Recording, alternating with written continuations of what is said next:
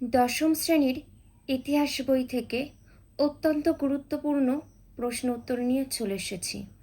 চলো আমরা প্রশ্ন উত্তরগুলি জেনে নিই।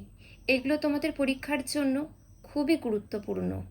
তোমরা চেষ্টা করবে নিজেদের খাতায় লিখে নেওয়ার। দেখো, প্রথম প্রশ্ন, বেঙ্গল আর্মির সদস্য ছিলেন কে? মঙ্গল পাণ্ডে। পরবর্তী প্রশ্ন, সিপাহী বিদ্রোহের প্রথম সূচনা হয়েছিল কোন জায়গায়? সিপাহী বিদ্রোহের প্রথম সূচনা হয়েছিল ব্যারাকপুরে। পরবর্তী প্রশ্ন, সিপাহী বিদ্রোহের প্রথম শহীদ কে ছিলেন? সিপাহী বিদ্রোহের প্রথম শহীদ ছিলেন মঙ্গল পাণ্ডে। পরবর্তী প্রশ্ন দেখো, ভারতে ব্রিটিশ শাসনের বিরুদ্ধে জাতীয় স্তরে প্রথম বিদ্রোহ হল সিপাহী বিদ্রোহ। পরবর্তী প্রশ্ন দেখো, 1857 খ্রিস্টাব্দে মহাবিদ্রোহের সময় মোগল সম্রাট ছিলেন কে? দ্বিতীয় বাহাদুর শাহ।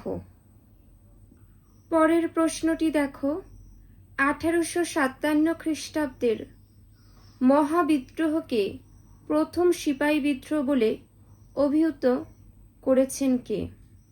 উত্তরটি দেখে নাও। পরের প্রশ্ন, ভারতের মধ্যে মহাবিদ্রোহে যোগ দেয়নি পাঞ্জাব। পরবর্তী প্রশ্ন দেখো, 1857 বিদ্রোহকে নৈরাজ্যবাদী বলে অভিহিত করেছেন কে? রাজনারায়ণ বসু।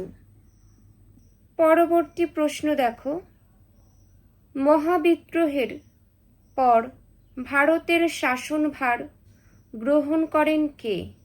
মহাবিদ্রোহের পর ভারতের শাসনভার গ্রহণ করেন মহারানী ভিক্টোরিয়া।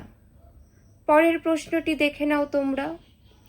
মহারানী ভিক্টোরিয়ার ঘোষণাপত্র প্রকাশ করা হয় এলাহাবাদ থেকে। পরবর্তী প্রশ্ন, মহারানীর ঘোষণাপত্র 1858 খ্রিস্টাব্দ আনুষ্ঠানিকভাবে প্রকাশিত হয় নভেম্বরের 1 তারিখে। পরবর্তী, মহারানী ভিক্টোরিয়া কর্তৃক ভারতের শাসনভার গ্রহণ করেন কে? লর্ড ক্যানিং। এইবার আমরা চলে যাব পরবর্তী প্রশ্নে। চলো আমরা জেনে নিই। দেখো,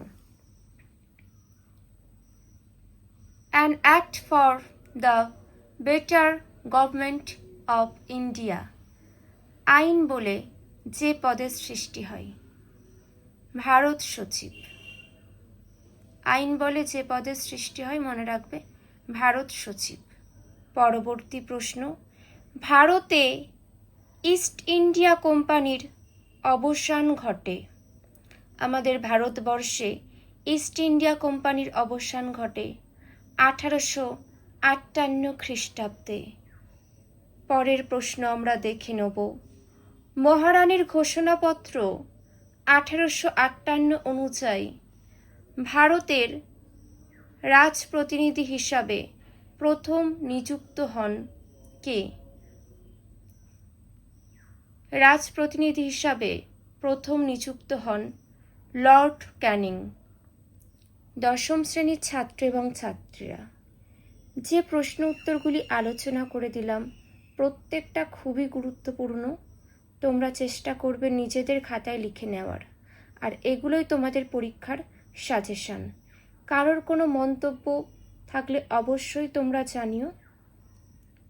সকলে ভালো থেকো, পড়াশোনার সাথে মন দিয়ে যুক্ত থেকো। এখানেই শেষ করছি।